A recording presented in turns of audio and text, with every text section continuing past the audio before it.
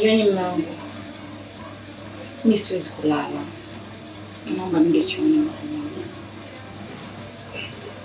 Sikia. Unachokimbilia chooni ni lakini naomba niulize chooni. Mimi ni mwanamke. Nataka nisafishe. Hii ni ndio kulala. Siwezi kulala hivi. Subiri. Sio kwa haraka hivi. Alafu tabia ninaiona sana kwako.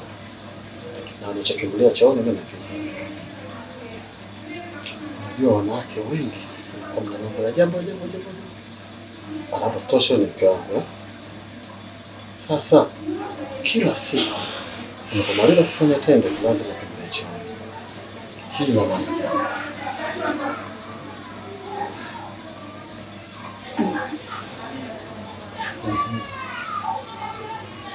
Mimi naenda tu. Ni tabia kwako mimi naiona sana. Na inamaanisha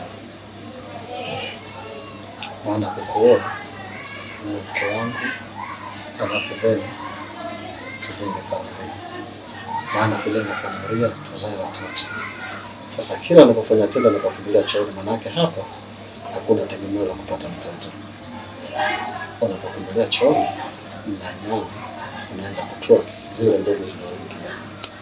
Kwa maana unaenda kuzitoa. Unapozitoa mbegu kwa maana tena hakuna kujenga familia. Manake hatuwezi kupata watoto. Sasa tabia sio nzuri. Alafu wanawake wengi sana mnatumia tabia si ina maana gani? Mimi naomba Yaani kwa taarifa yako mimi naondoka tunaenda kufunga mlango.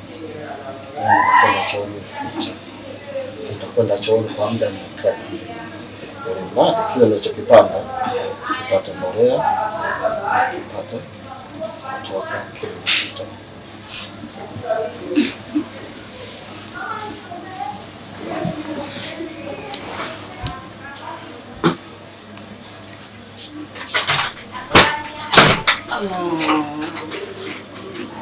Sio vizuri mbona.